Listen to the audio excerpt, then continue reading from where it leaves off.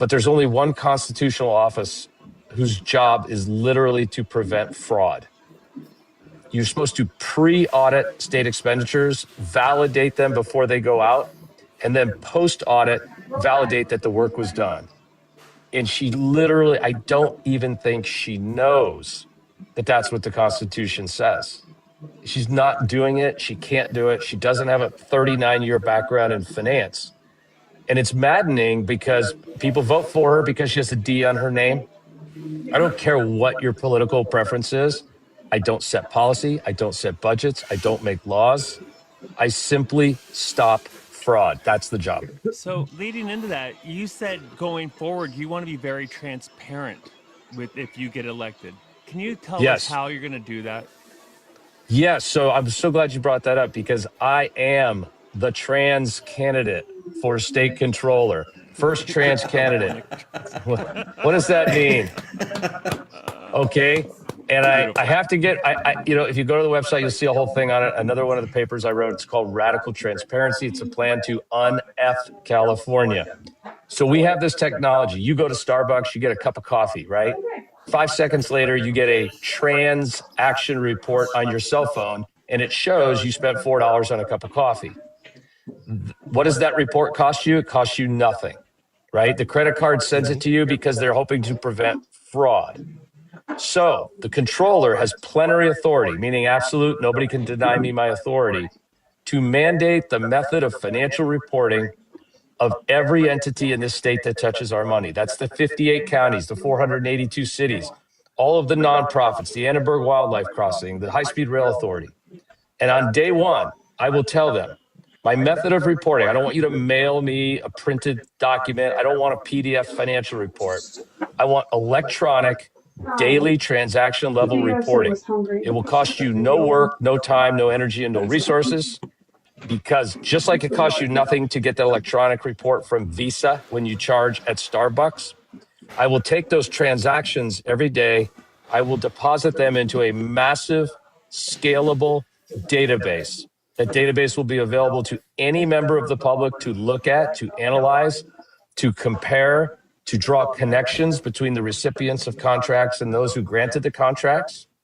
This radical transparency will then be monitored by artificial intelligence. So when I go home at night and I make a nice little dirty gin martini with a blue cheese olive, artificial intelligence is going to be working all night long. And I'm going to build this transparency war room.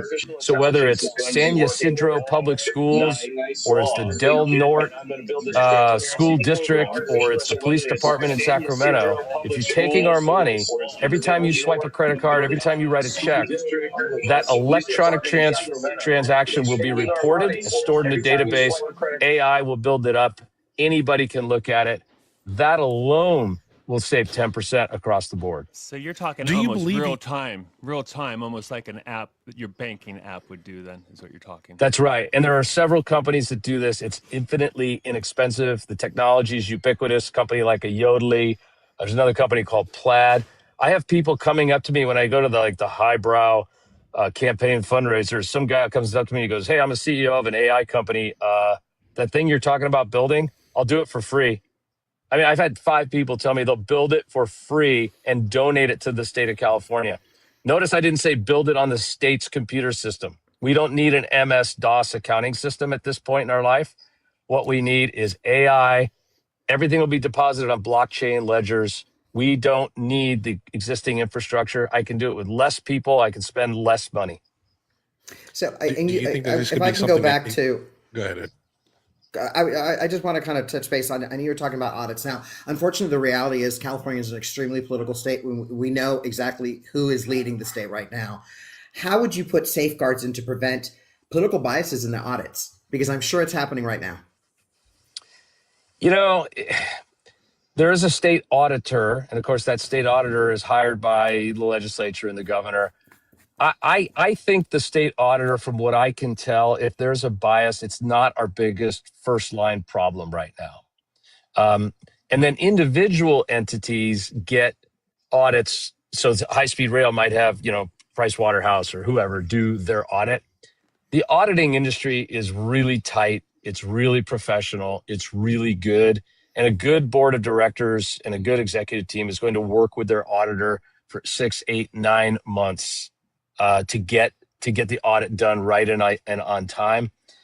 Can there be a little political bias because of the hiring? And sure, but even our own auditor is saying all really the only point I could draw from that statement is, well, then the problem's probably even worse. But there's so much room for improvement now. We can just stop. We can get the low hanging fruit first, and then we can move on to making sure our auditors. Yeah. Now, I wanted to ask you this. You're talking about implementing this, the AI and blockchain stuff for California. Do you think you could scale that large enough for the country, or even just state by state? Yeah, well, that's the beauty of AI, right? And that's the beauty of blockchain. It's all more scalable than anything we've ever seen in human history, right? And the ability to analyze and process big data and big data sets is why AI will deliver, we have a new pandemic that can deliver the new drug formula in like 6 hours, right? It's because it can process so much so quickly. And I think what'll happen is California, the old expression, it used to be as goes GM, so goes the nation. This is like in the 60s. Now we say as goes California, so goes the nation. We're the birthplace of technology. We have the people here, the resources, the research universities. Like literally, this isn't a hard thing to build. And I would certainly make it open source if another state wants to use it, or a country wants to use it, or our nation wants to use it. Of course, we're all in this together. This is not a for-profit endeavor. Do you have any contingency plans if there's a bug or a hack or a chain fork or some kind of data integrity issue? And do you think that taxpayers would end up bearing the cost of that? Yeah. So again, you have to look at everything and compare it to what we have, right? So to start with blockchain, to be realistic, anything is better than what's happening. Exactly. Right? Exactly. Behind closed point. doors, we don't know what's gone. Let's be serious. Anything would be better, but I'm curious and I understand that this is going to be infinitely cheaper than what you're working with right now, especially with an ineffective officer in that position right now. I get that. She is terrible and has been terrible for years. So hearing you say this is the way I can fix it and this is how it can go and this is how much cheaper it can be sounds great. And I'm not trying to go for a gotcha moment, but is there a contingency or a backup plan? Is there going to be a backup system to have all these costs? Of course. So the office and going forward. So the big thing is we're not going to remove the legacy systems right away, right? You have to run every time you upgrade a system, you got to run systems in parallel until you get out whatever bugs or things there are there. So they're still going to send me the annual financial report, year after the year, and then we audit it. If we audit it 5 years later, that's going to still happen until such time as we can start saying, you no longer need to do that. You no longer need to do that. We've got it. It's all electronic. It's being compiled by AI agents. But to talk about, can crypto be hacked? Right now, it can't be, right? But quantum is going to enable that at some point. But clearly, a blockchain ledger is still, relative to any other method of storing data, it is the most secure system currently available to human beings today. It won't always be, but this is the year we live in, and this is what we're going to go with. I got to tell you, it's really refreshing hearing somebody at 60 years old, and it's not an insult once again, who's actually understands what the blockchain is, what encryption, stuff like that, and quantum computing brings to the government. I think that's super refreshing. It really is. And I understand that you are on the cutting edge of implementing this, or even just bringing it to the public to ask the public to have it implemented in their government offices, whether it be local. Mr. national. Morgan, tell him you're still 59. Yeah. You're not 60 yet. You tell him. I got a couple more months, guys. Hang on to the 59. All right, so 59 years old, but even then, it's still. I still feel 25 most of the time. We all do. I'm just saying, it feels great to hear that. It feels great to hear somebody actually understands technology and how it can be used publicly in a good way, instead of just sitting here on the internet and talking shit. To be frank. There's a lot of that. I'd say that's the number one thing I hear on the trail. Is obviously a lot of older folks out there that are suspicious of new technology, right? And what is this? Is this Bitcoin? No. This is a blockchain ledger. We go through the evolution of data storage, right? We used to write on a cave wall, and then we used sheepskin, then we used paper, then we went to electronic records and client server environments and backups of the servers and Iron Mountains and all of that digitization of records. But the next evolution is the chain. It's here. It's real. The administration at the federal level is absolutely behind modernization of our systems, tokenization to show ownership. By the way, I give California credit. They actually have already tokenized all of the pink slips for automobiles in California. Did you guys know that? Really? No. They have not released it. I forget which chain they use, but they did it as a project. It's out there. It's not released where I can sell you my car and you can buy my car using a blockchain transaction ledger peer to peer without an intermediary, which is obviously what it enables. But California's, I'm impressed. Like it's going to be ready soon, and I think that's great. You don't have to go to the DMV. You could sell me your Jeep Compass, and boom, boom, and the ownership is recorded, and I get pulled over 30 seconds later. The policeman knows I own the car, right? Interesting. Herb, I got That's some great. questions here I want to get into here. So Let's you're supposed to work directly with the AG, correct? So part of your job is potentially to uncover some of the fraud, waste, and abuse, correct? Yeah, so the job is to prevent the fraud, waste, and abuse, but Okay. we're going to take it a step further, and we're going to uncover what's already happened. I plan to not only publish all transactions prospectively, but I want to go back about 8 years. I want to put all the data out online, on chain for anybody in the world to see over the past 8 years. It's a massive undertaking, but I think it's worthwhile because California is so big, and I think the fraud, there's still a lot of people that don't believe, like, oh, this is political hyperbole. You're just another guy running for office. You're going to claim everybody's bad and you're good. And I get that. I'm turned off by politics. I really am. I mean, it's dirty. It's nasty. But this time, it's not hyperbole. The vice president of the United States came in here last week and shut down 477 phony hospices. That wasn't in California. That was in one county Right. in California. That was in LA County. LA. Yeah. Right? So Shit. this stuff is real. Wow. So I know you're pushing for Michael Gates. I think that you're pretty step in step with him. Yes, I am. And I understand if he gets elected as well, that you're planning on moving your office closer to him because right now you're 3 miles down the road. Say he doesn't get elected and Bonta continues to stay in office. How do you see that relationship going forward? Well, I'm going to, I've 40 years in business, right? And you show up and you're the new guy on the board of directors, or in this case, you'd be the new guy on the executive team. You got to figure it out. If you're there to fight, then you're not going to get anything done. My job when I get there is to get things done. And I'm a huge fan of Michael Gates and what I think he brings. And we do want to put our desks together. We think it'd be pretty funny. But whoever it is, I'm going to work with him. But the controller, by the way, this is the office we lose by the least. We got 45% last time around, 2022. That's the highest percentage of any statewide office. Throw in the fraud, throw in the voter ID initiative. This is very winnable. There is a scenario where I'm the only one that wins.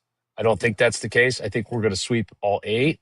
But if it is just me, I will be out there, the lone centurion, and I will get along and treat my Democrat colleagues with love and respect, and hopefully help them see the light.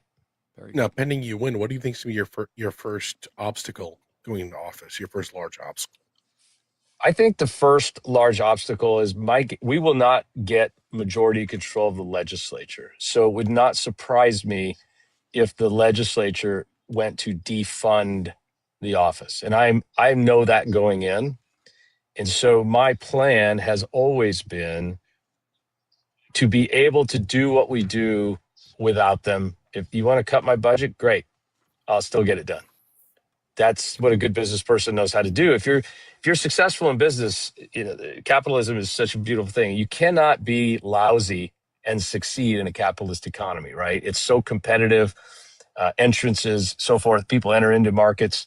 So we're going to go in there. We're going to take those kind of principles. How do we deliver better government, i.e. this radical transparency plan? And how do we do it at a lower cost? I mean, literally everybody who ever gets elected should be that they should be asking themselves that. What happens, however, is because we're not a part-time legislature, we're not people like me who've had a career and are volunteering. We have a people that it's their career. This is how they feed their family. This is how they're trying to get rich. And they tend to be susceptible to, oh, well, that's how it works. Well, if Nico's doing it or Ed's doing it or whoever's doing it, I guess it's okay. And then people start looking around them and say, well, if everybody's stealing, then I guess it's okay to steal. And we got to stop that. We got to stop that mentality. The way to do it is expose every transaction. So you don't have to take my word for it that they're stealing. And by the way, if I'm wrong and we have nothing to hide and everything in California is above board, we'll know that. Why not settle the debate? And then we can move on and solve some other problems. So you mentioned a little bit about the political landscape, right? Well, obviously, the supermajority that currently, and it's probably not going to change in this election cycle. So my question to you is, do you believe that the current controller's office is a little too aligned with the governor and the legislature? Oh, that is the understatement of the century. Go off, sir. Take care of it. There you go. So look, this is an independent office, constitutional office, does not report to the governor, reports only to the voters that put him or her in office. That is who you report to. But because we have this supermajority, because we have absolute one-party control, it's a little hard to call your friends out. Like when Ricardo Lara, the insurance commissioner, flies around the world and goes on junkets and African safaris and spends 50 grand a week on private security in Colombia. He's no business going to Colombia on our dime. And the controller should be calling him out on those things, right? I have already told everybody on our executive team, I said, anybody stays at the Ritz-Carlton and flies first class, it's going to be public information. And look, I don't need to go to a conference in Africa to know how to do my job. That's ridiculous, right? Everything I need to do my job is in the state of California. Since when is Africa the bastion of financial responsibility? Yeah, well, he had to go there for an insurance quote-unquote conference. I tell you, the most expensive vacation you can take is to Africa. It's the farthest flight from America. Everything, safaris are very expensive. And no, that's what he did. And according to the report I read online, he charged it all to the taxpayers and nobody stopped him. That's happening at all of the 8 executive branch offices, by the way. I think that's happening nationwide, everywhere, period. Yeah. I think that's one of the biggest issues we have, for sure. Ed, good with your question. You had a follow-up. Yeah, and kind of in that follow-up, obviously you do not control the budget. How far would you go in your recommending, and given the role doesn't directly control it, how far and what power would you be able to have to kind of make those things stop, make those things people aware, other than just the transparency? What could you do? Well, I think the first thing you have to do is you have to gain the respect of people, right? If you are to lead, you have to be trusted, and people won't follow people they don't like or trust. And if I'm going to be the controller and I'm going to advocate for fiscal restraint, I have to start day one by making friends in the other party and earning their respect. And I did that about 15 years ago. I was the chairman of the San Diego City Pension Board, which had significant problems. 4 trustees were criminally indicted. And the majority control on that, the majority control there happens to be labor. So I had to go and meet with the labor guys. I went on police ride-alongs. I went on firefighter ride-alongs. And I had to work on a level of trust because everybody thinks their political enemies are out to get them. And it's not true. I'm not out to get anybody. I'm here to protect the system.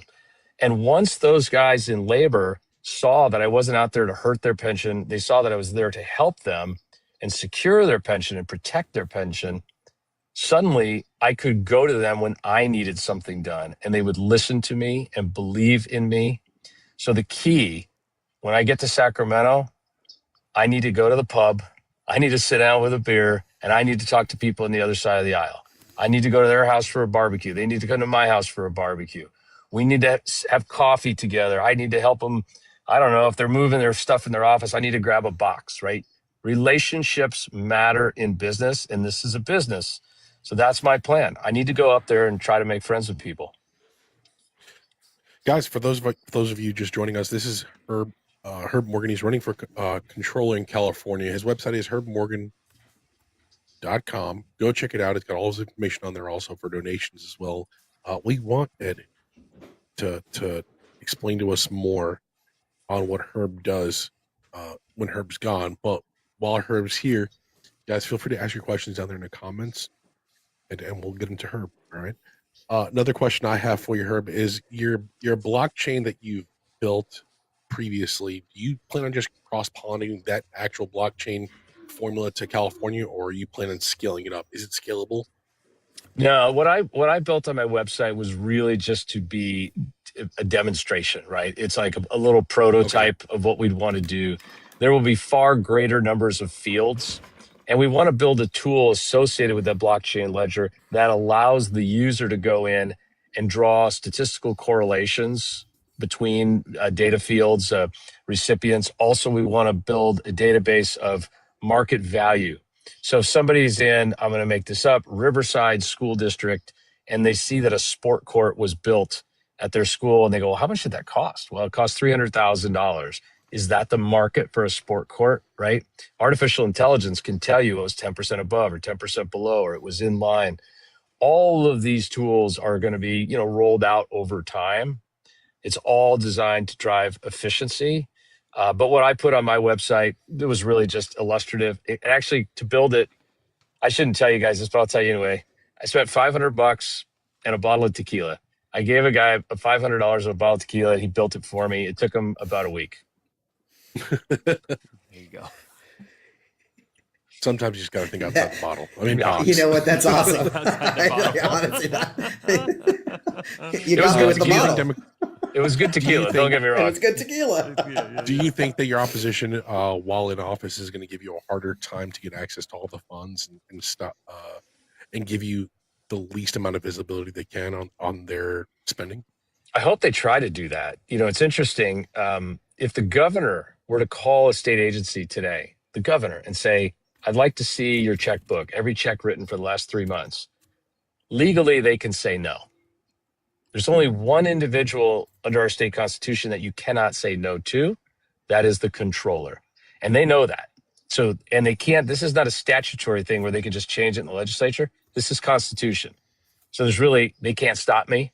They have to give me the data. If they don't give me the data, I call Michael Gates. He goes down with the handcuffs. They you give me cannot. a whole new appreciation for that position of controller. I didn't know this much about it. I didn't. Nobody knows. It's the most powerful office nobody's ever heard of. It's the most. I thought when I decided to run, this is going to be. I said to my wife, I said, Mary, this is the most important office. This is the office that saves the state of California. And she goes, well, then there's going to be a lot of people running, right? Because California is so screwed up with the fraud.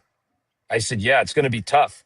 So we went out on the road. I flew up to Sacramento. I went to the Senate caucus lunch for the Republicans, and I gave them a presentation. And I could tell, I'm not going to say they didn't know all the powers of the office, but there were some blank stares of like, holy, this guy crap actually read the Constitution. And they go, holy crap, this is how we take back California. It's this office, right? And it's the office that Democrats will say, you know what, I'll vote for a Republican when it comes to money. It's amazing, right? The most liberal people I know that don't want money stolen are voting for me, which is great. So yes, and then no other Republican jumped in the race because we got out really early. I have the greatest campaign team, Swingwire Media, shout out.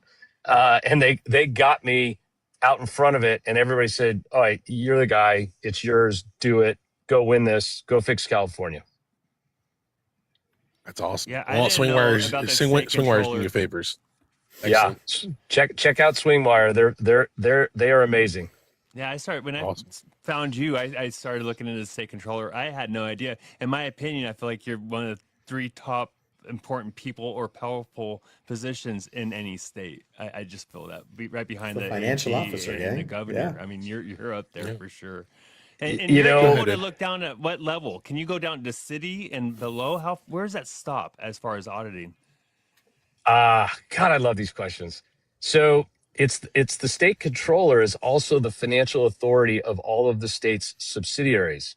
So the 58 counties, fair game. 482 cities, fair game. And when a county gives state money that they received to an NGO to say take care of homeless or in-home health services or a food program or a work program, any one of those is auditable by the state controller at any time. And I can require my radical transparency plan to get every transaction, remember I'm the trans guy, every transaction reported every day into my database. I'm also the DEI candidate, I failed to mention, because I detect every irregularity. I love that. I love it. I love it. That's great. Well done. You know what? Well No, you done, get sir. this. Well You done. just get that. Well Yeah, done. absolutely. Yes. Well played. Absolutely. Well done. Well played. Well played. Well done. So I don't want to eat up too much more of your time. I know you guys are on the road and you've got stuff to do. So I'm going to kind of speed this up for you a little bit. I'd like to ask you your final words to everyone. What do you think your last statement should be to everyone down there in the comments, for everyone watching, for the people who still have questions about you? You know, check me out, do your research, ask around. I've been in California my whole life. Chances are somebody knows me from somewhere. So that's a good thing.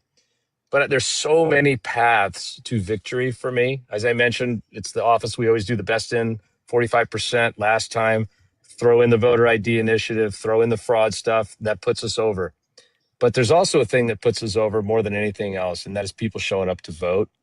You know, I never served in our military, but there's a lot of guys dead so that we could vote and have the system that we have and the freedoms that we have.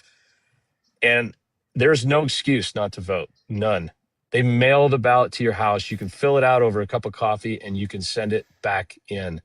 But our voter turnout in November for Prop 50 was about 35%. Yeah. In a midterm election like this, meaning no president on the ballot, it's 50%. Folks, come on. If you want to un-F California, it takes 30 seconds. Open that ballot, fill in the bubble next to Herb Morgan and the other great Republicans or whoever you prefer, and send it in. Come on, we need to vote. If we lose, it's because we didn't vote. Well, I want to let you know, Herb, from the feedback that we're getting down there in the comments, you have some very, very, very large content creators down there who are watching this, and they're planning on making videos in your support. So you're going to have the Please Vote do. campaign going for you. You got MAGA Chris down there, who's also huge. Going to be doing Star Spangled Kyle. You'll have a lot of people making videos in support of you. So I want you to know that there are going to be people speaking out because of this interview alone for you. You did great. Can you You're indulge doing me great. with one last question, question, sir? Yeah, go ahead. Of course. All right. You win, you serve. What headline do you want about your tenure as controller? Can I cuss? Hell yeah. Say whatever the fuck you want.